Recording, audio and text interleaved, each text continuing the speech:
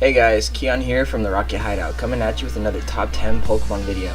This time I'm going to be doing my top 10 Pokemon for the grass typing, so let's do this. Number 10. So for number 10 I'll bring you Venusaur. I was going to put Ivysaur in the number 10 slot, but I thought I'd add Venusaur since it's a stage 3 evolution and it's more of a big boy than Venusaur.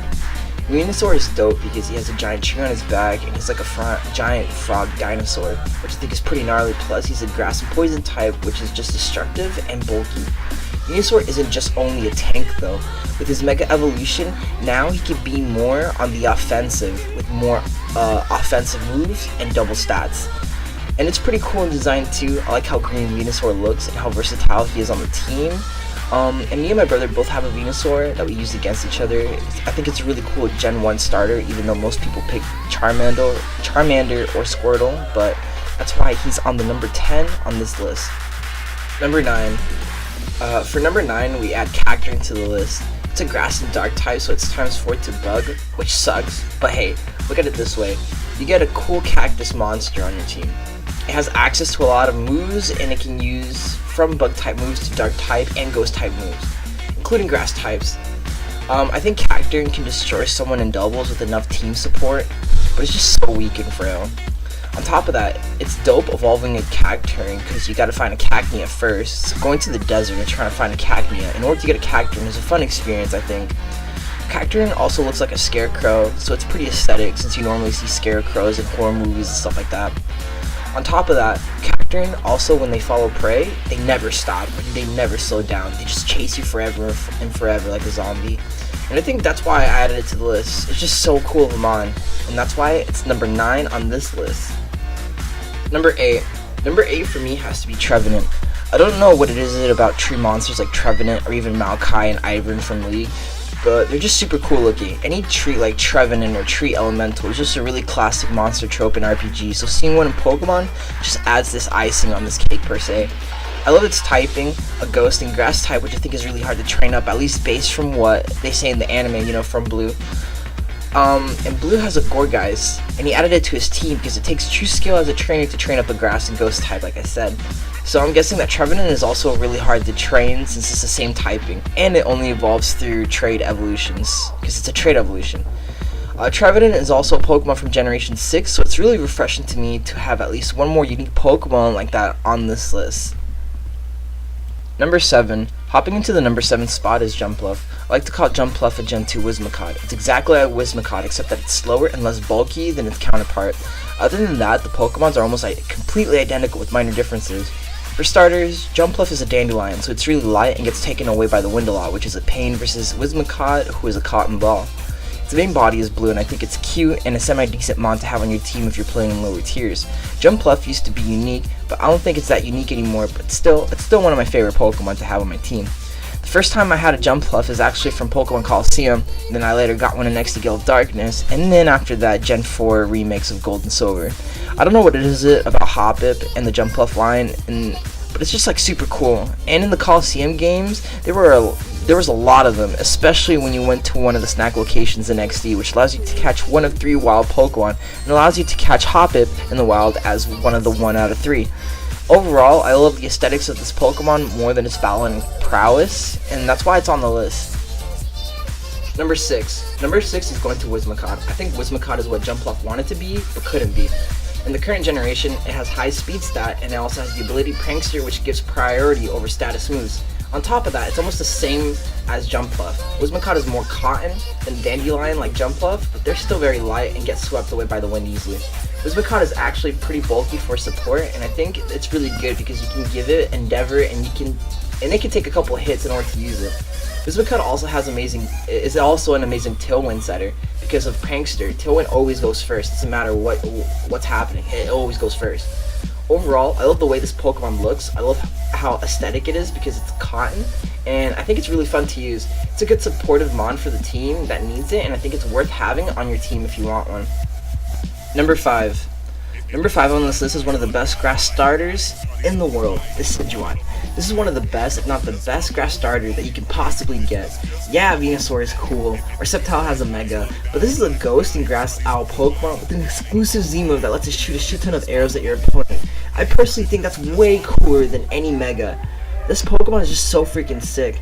I was gonna start off with the first evolution Rowlet and Sun and Moon, but my brother called dibs, so I ended up with Litten instead. But I still wanted to start off with Rowlet to get a Decidueye. Another cool thing about this Pokemon is that it's kind of like a Robin Hood and wears a hood all the time, and its clothes are really rare. I rarely see any Pokemon have clothes unless they're going into a Pokemon contest or getting dressed up, but this is kind of like a built-in hood. Other than that, it has an exclusive ghost move called Spirit Shackle, which I think is great and decent stab. On top of that, it's a decently fast Pokemon with the ability Long Reach, which is so good, especially in doubles. Most of its attacks are physical, but I think it's great though because I feel like it does a lot more damage than special attacking moves. Other than that, I think it's a strong mon, it looks cool, and is one of my favorites, and that's why I added it to the list. Number 4. Number 4 is one of the coolest grass and bug types out there, and it's Leavanny. Leavanny is sick. It's a small praying mantis with leaves as blades. In order to get one, you have to evolve with Swaloon via friendship. This Pokemon is amazing in design. It's a caterpillar that goes through a pupa phase in order to turn into a praying mantis. The Pokemon covers itself with leaves for cover and evolves with it. It uses the leaves for cover so that it doesn't get picked off by like a Pidgey or some other crazy predator. This also applies to Leavanny to an extent. Its two pre-evolutions were really weak, but Leavanny is a bit stronger with access to your leaf blade, so it goes from like a defensive Pokemon that's afraid to a Pokemon that utilizes its leaves for attacking and defending itself from predators. Its color is also really nice. I think it's a classic look for grass types that have yellow or green in their design. I really love this Pokemon and recently trained one up to level 100, and I think it's really fun but frail to use, especially in double battles, and a huge weakness to fire types as well. Other than that, it's one of the best grass types out there, and it deserves a number 4 on this list. Number 3. Number 3 on this list is Amoonguss. Amoonguss I think is high-key kind of famous because all it does is straight utility support and has a lot of team support. Amoonguss is infamous for making the enemy team fall asleep, which is deadly. And not only that, but it also has access to Rage Powder, and as a support grass type bulky Pokemon, this is freaking amazing, especially in doubles. On top of that, Amoonguss is a mushroom. Mushrooms are sick because they're a type of fungus, you know, and they come in a lot of shapes and colors, so it's no surprise that Amoonguss has a Pokeball pattern on it, which kind of threw me off at first, but I came to love later on. Overall, I think Amoonguss deserves a spot on this list due to its competitive stature, but it's not that great in design. But I still love it, and I have a few level 100s on my PC with different sets. Number 2. Number 2 on this list belongs to Victreebel. For me, Victreebel is super iconic because James had it in his team in the anime. Victreebel kinda sucks in battle unless it's on a Sun team, but it's kinda doing dog shit to me, at least battling wise. In terms of design, it's unique. It's a carnivorous plant, a pitcher plant to be exact, and who doesn't want a man-eating giant plant fighting for you? It's awesome, and its pre-evolutions are awesome too. In Fire Red and Leaf Green, I always try to get a Victreebel or an Oddish to help me through my adventures. I had some fun, nostalgic memories of Victreebel, especially with the anime, and it makes me happy. I think most people don't know Victreebel such in the anime, and that's Toads the Goat's okay. It still has a spot in my heart and a spot on this list. Number 1. Number 1 goes to the best Gen 1 grass type of all time, and it's Vileplume. Don't even at me. Vileplume is bulky to an extent and has an array of moves like Moonblast, for example. It's poison and grass type, so it can take poison moves to the face. In the anime, its Sun Spore is so deadly that you need an aquatic herb called Salveaweed to stop you from getting stunned, fevered, because of Vileplume. If Vileplume can affect people and Pokemon, I think it's pretty dangerous, especially for little kids, which makes it even cooler because who doesn't want a dangerous grass type Pokemon?